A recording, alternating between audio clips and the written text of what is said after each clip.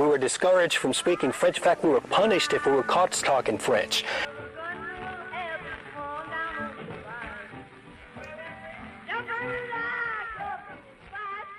My grandparents in Opelousas were very Cajun.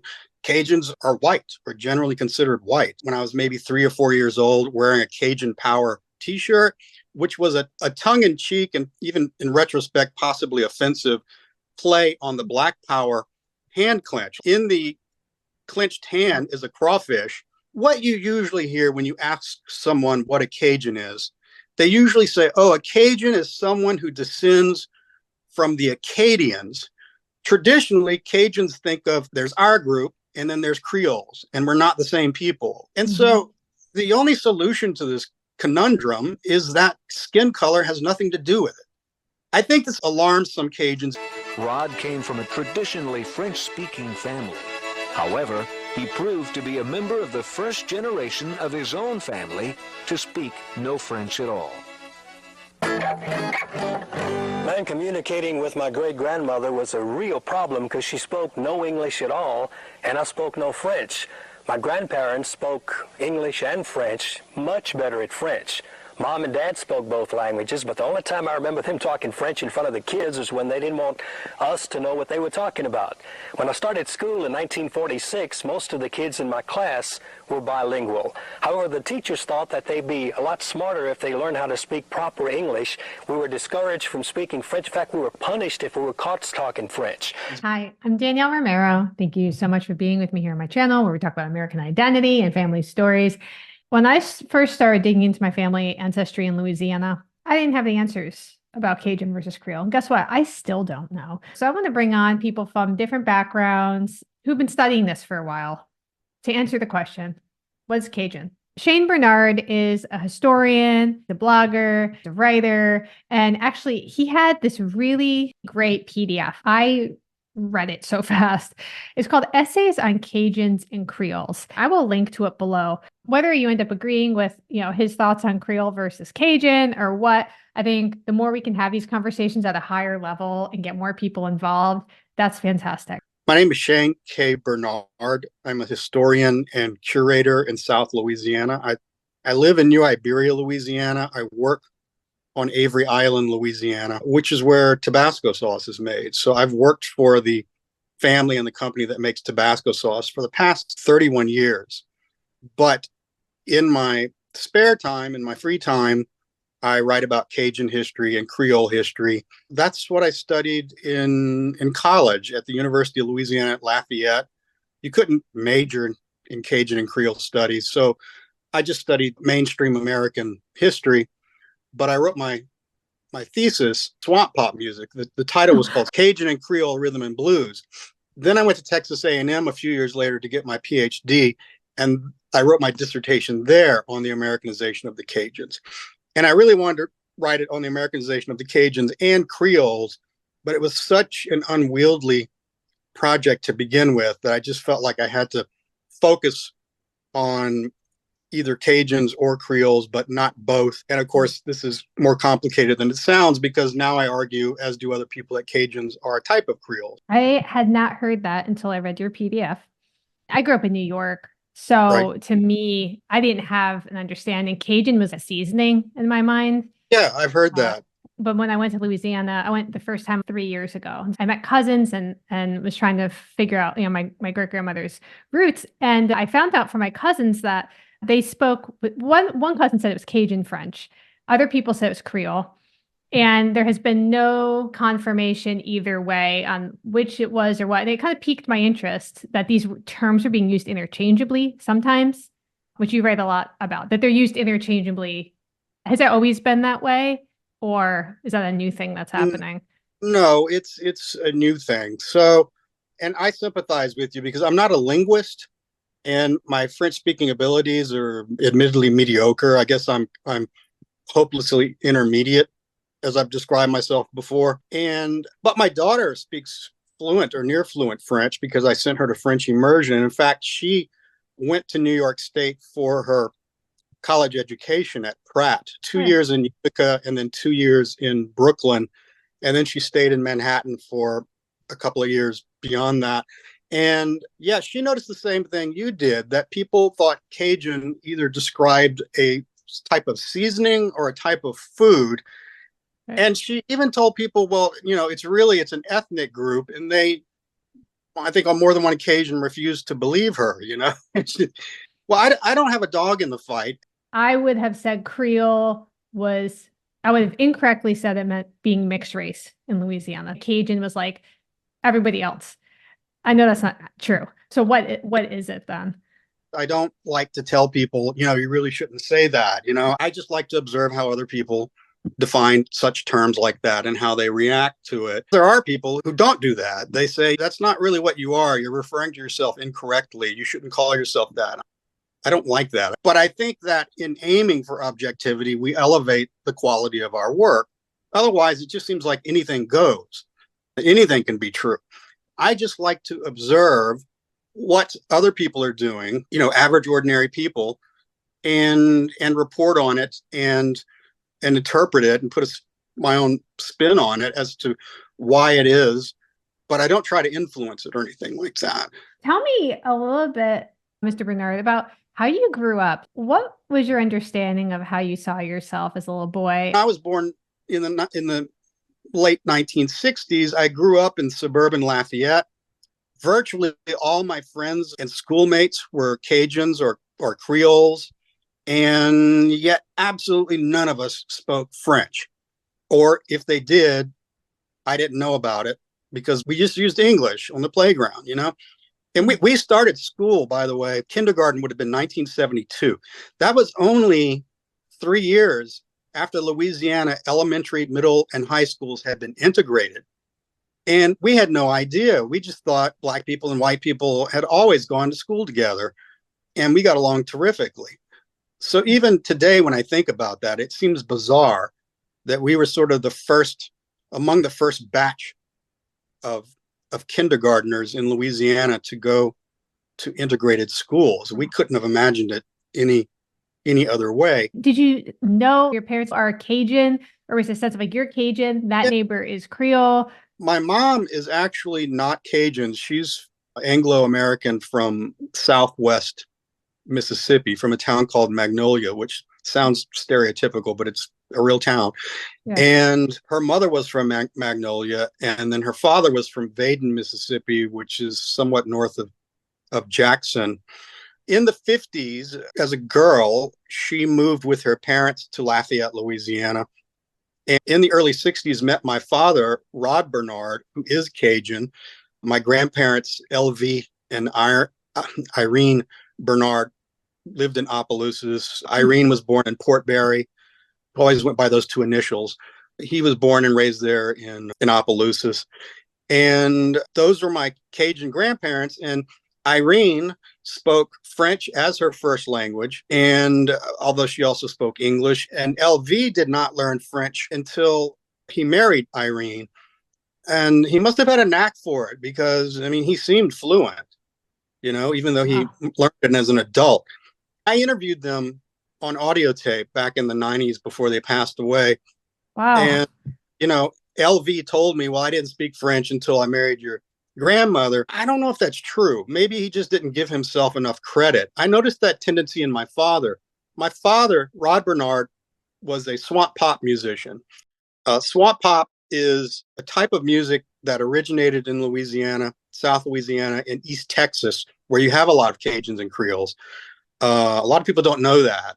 But really, going all the way to Houston, there are a lot of Cajuns and Creoles. In fact, in the 1990s, when I was doing research for my book, The Cajuns, Americanization of the People, the census said there were actually more Cajuns in Metro Houston, Texas, Harris County, Texas, than in New Orleans, Louisiana, which would be Orleans Parish. Orleans Parish and New Orleans are pretty much the same thing. Now, it wasn't statistically much more, but still, it's kind of odd that there were more Cajuns in Houston, both on a per capita basis and a percentage basis, than in New Orleans. And yet the media would have you believe, not so much today, but in the past, that New Orleans was sort of the center of the Cajun universe, when in fact, to those of us here in South Louisiana, it's not very Cajun at all.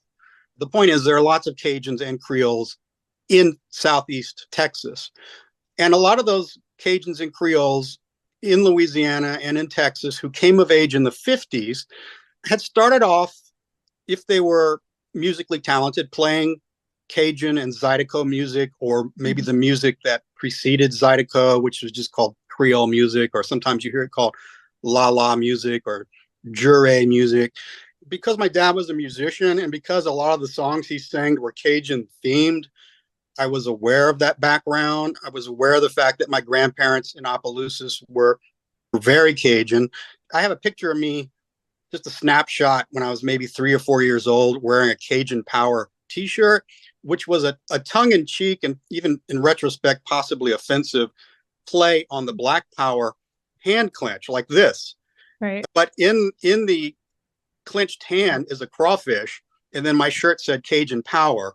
Wow. And so what's interesting about that from a historical perspective is that that very shirt, that t-shirt that I probably didn't think anything about, was reflecting what was going on nationally, where you had, those 2 or 3 Olympic athletes being disqualified for making that same symbol. Here, somebody in South Louisiana kind of made a jovial reference to it in regard to our ethnicity. And Cajuns are white, or generally considered white. So that's why I said it was, in retrospect, probably offensive.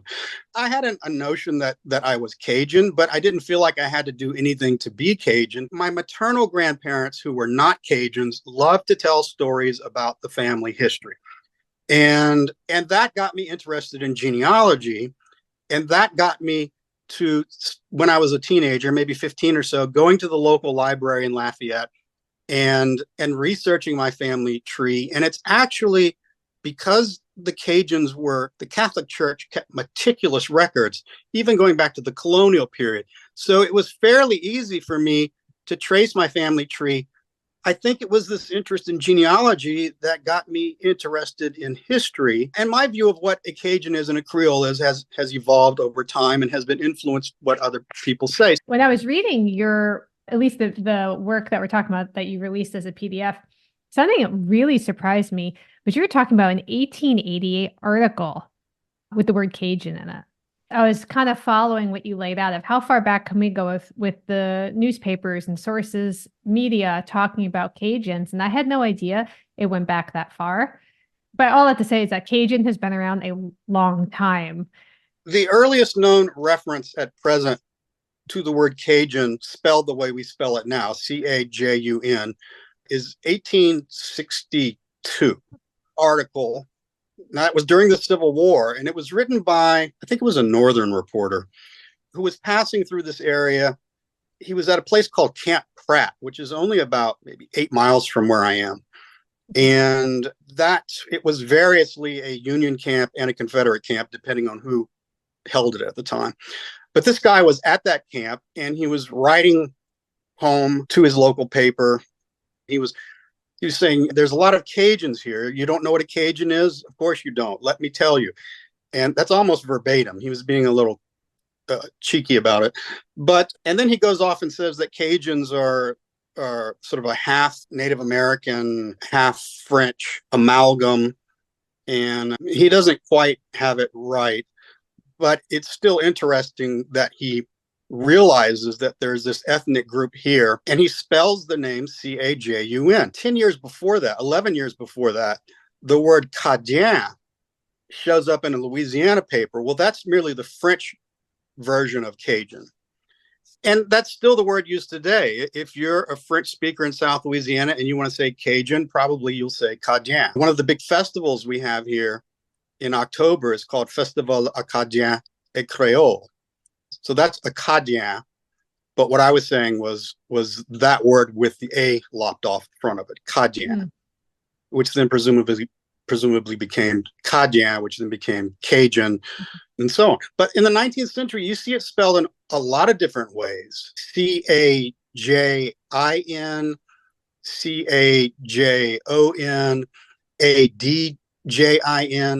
Just as many ways as you can imagine you might spell it. So the word goes back at least to the 1850s and 1860s. And that's, assuming we don't find any earlier references than that. And maybe we will. As as frankly, more and more material gets scanned and becomes searchable, what you usually hear when you ask someone what a Cajun is, they usually say, oh, a Cajun is someone who descends from the Acadians, who were French Canadians who lived in an area of Canada called Cadiz, or Acadia in English, which is now the maritime provinces of Prince Edward Island, Nova Scotia, New Brunswick.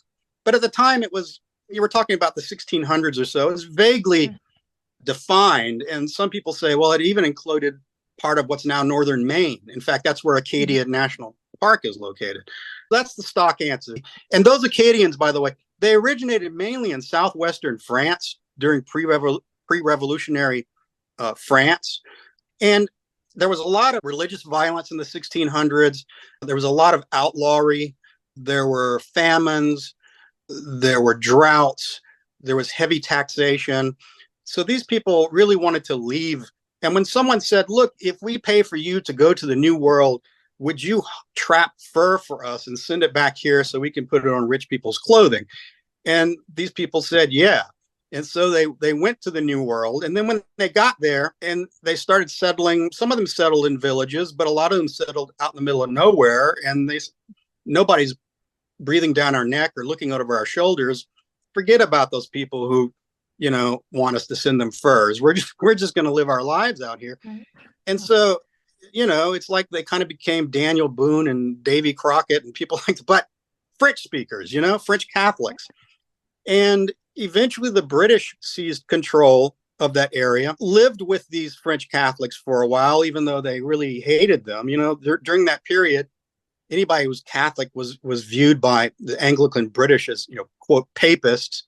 Beginning in 1755, the British began to round up and kick out these Acadians who had been there for about 150 years in some instances, and scatter them all over the New and Old worlds, purposely breaking them up into small groups so that they would not go back. And it's been argued that that's an instance of ethnic cleansing and genocide. Small in number, big in percentage, because about half the population died. It's thick. So we're talking about a pre-expulsion population of about 18,000 people on the top end. Maybe about half of them died from disease, exposure, starvation, and even outright violence at the hands of the Redcoats. And mind you, this is about 20 years before the American Revolution, when the Redcoats would become the bad guys to, many of the people in what became the fledgling United States. But at that time, they weren't, In fact, one thing that's interesting, and a lot of people don't realize, we all know about the 13 American colonies that broke off and became the 13 first states of the Union. Well, there was actually a 14th American colony, and that was Nova Scotia. But the difference between that colony and the other 13 was that it remained loyalist. And in fact, a lot of loyalists from those 13 lower colonies fled to Nova Scotia, and just for their own safety. And so, a lot of Americans don't realize that there were actually 14 American colonies, but one of them stayed loyal to England, and the rest broke off and became the United States. When the British kicked out these Acadians, these small farmers, beginning in 1755, they went all over the place. And about 10 years later, in 1764, a small number of them ended up in Louisiana, and others followed. The next year, a much larger group showed up in 1765 under BEAUSOLEIL BROUSSARD. His full name is Joseph D. BEAUSOLEIL, D-I-T. BEAUSOLEIL would just be his nickname. You see a lot of those D-I-T nicknames when you do genealogy with Acadians. And what follows is just a nickname either for that individual or for his little clan. And so BEAUSOLEIL BROUSSARD led a fairly large group to South Louisiana, and they settled along Bayou Teche, which is where I am. I'm about 2 blocks from Bayou Teche in New Iberia, Louisiana. And more of them came. And so eventually you had about 3,000 Acadians who ended up in South Louisiana, coming in waves, one group after another. And I like to point out, they never came here straight from Acadia. They always went somewhere else first. Maybe one of the 13 American colonies, Some of them ended up in England. Some of them ended up in continental France, which really must have blew their mind because, like I said, if you think of these guys, they were on the frontier for 150 years. So think of dropping Daniel Boone or Davy Crockett off in London or Liverpool. They would have not felt at home at all, even though they spoke the same language. And so another thing I like to point out is that Louisiana was not French when that happened. Louisiana was French from 1699 to 1762-63. There were two separate treaties, one in 62 and one in 63, that turned over Louisiana to the Spanish. So when the Acadians first showed up, they were coming to a Spanish colony. Now, it was still run by Frenchmen because the Spanish had not yet sent Spaniards to take over the colony. Things like that happened very slowly back then. So, but they were welcomed to this nominally Spanish colony, and Louisiana would remain Spanish until 1800 when Napoleon took it back by force and then sold it 3 years later to the U.S. under the Louisiana Purchase. But for a long time, you know, it's kind of weird when you think about it. All these budding and the other Creoles that they lived among were answering to, for those, 30 years or so, a commandant, a local commandant, who answered to a governor, the Spanish governor, who answered to a viceroy, either in Mexico City or in Havana, who answered to the King of Spain, which is really weird, but that's how it was. Would you say that the Cajun and Creole experience at this time, are we talking about parallel experiences that aren't intersecting a lot? They both come up as ancestry communities, Acadian and Creole. What would you say the interaction is at this time? The Cajuns are not seeing themselves as Creole. Is that not the way that people are identifying, or what is that looking like? It's very complicated because anytime you deal with race or ethnicity, besides the fact that you're going to step on someone's toes, yeah, for sure, because you know people don't fit nice and neatly into little pigeonholes. But so you know we can generalize though. The point I was getting to about Cajuns is that people always say, "Oh, they descend from the Acadian," but the clincher for me is there's more to it than that, because there is no such thing today. I mean, theoretically there could be. But I and others have never heard of anyone today in 2024 who is of pure Acadian descent, because those Acadians who ended up in South Louisiana during the Spanish colonial period immediately began to intermarry with the other ethnic groups that were already here and who would come here subsequently. I get this idea from Carl Brazzo, one of those two, as I said, demigods of Cajun and Creole studies. He wrote a book called Acadian to Cajun Transformation of a People. I mean, the title itself says a lot. And he's covering the period 1803 to 1877. And he shows, for example, using census data, that by around the time of the Civil War, more persons with Acadian surnames were more often than not marrying people with non-Acadian surnames, more than 50% of the time. And he argues it's that process of the Acadians intermarrying with these other people who were French Creoles, who were Germans, who were, even in some strange instances, Anglo-Americans and Scots-Irish people who, you know, the Spanish didn't really like them coming to Louisiana, but they were here. And it was that process of intermarriage, this intermixing of different cultures that created a one from many proposition, a new ethnic group called the Cajuns. So even though the word Cajun comes from Acadian, people like me would argue the two terms are not synonymous. You know, a Cajun is not the same thing as Acadian. Cajuns descend from Acadians, but they also descend from everybody else with whom the Acadians intermarried. Creole, on the other hand, means, and it means different things in different places. You know, it's used in Brazil. It's used in the Caribbean today. It's used in other states. You know, there are people who write about Creoles in Alabama during the colonial period. So I'm talking about South Louisiana. So in South Louisiana, Creole means today, as well as in the past, someone, a native-born person of French-speaking or less commonly Spanish-speaking French Catholic heritage. Doesn't mean you have to speak French. Doesn't mean you have to speak Spanish. Doesn't mean you have to be Catholic. It just means you have that heritage.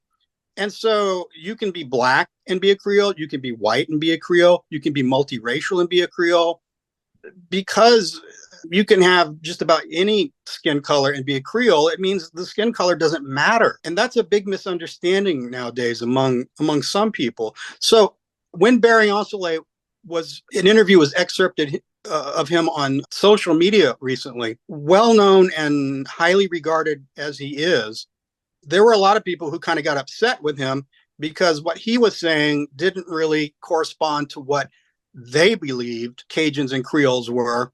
And in some instances, it's easy to offend somebody because, like I said, anytime you talk about race or ethnicity, you're going to step on someone's toes. And also there's the whole thing of like, well, my grandfather told me this, you calling grandfather a liar, you know? It's like, no. Yeah. But I find one thing, very rarely are any of these people wrong.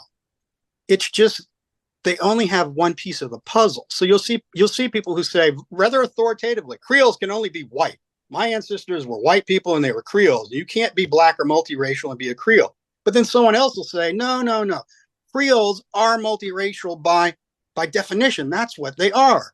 But then some people who don't identify as multiracial, they identify as black. They say, well, I'm Creole and I'm black, you know? And so the only solution to this conundrum is that skin color has nothing to do with it. Just means that you're born in Louisiana, South Louisiana, and your ancestors were of French-speaking Roman Catholic heritage. So all Acadians would be Creole, but not all Creoles would be Acadians, would you say? To be a I'm Creole, trying to you do the have Venn diagram of like what they would have in. yeah, you almost need a Venn diagram. The Acadians are arguably the first generation who arrived here from Nova Scotia were arguably not Creoles because you have to have been born here to be Creoles. Now, why aren't they Creoles? Because they were born in the New World, but up in French Canada. The word Creole is being applied more and more around the world. I've seen it applied to people born in Alaska, native-born people in Alaska who have no French or African heritage. You know, it's the word is growing and becoming more popular and applied more widely all the time, which makes it even more confusing. So maybe we shouldn't go there. So the thing is this: if the Cajuns are native born, if they're born in South Louisiana, and if they're of French-speaking Roman Catholic heritage, wouldn't that make them Creoles? And so I think for a lot of people in South Louisiana, there's been just in the recent years sort of an aha moment where they're like, wow, that means Cajuns are Creoles. Otherwise, you'd have to say that Creoles are, you know, South Louisiana's a French-speaking, less commonly Spanish-speaking Roman Catholic heritage, except when they're Cajuns, which makes no sense. You know, increasingly, Cajuns are viewed as a subset of Creoles. So you can have Black Creoles, white Creoles, multiracial Creoles, German Creoles, Anglo Creoles. There's an Italian Creole cookbook that's out now. Yeah. So nothing in the word Creole precludes or prevents Cajuns from being considered Creoles.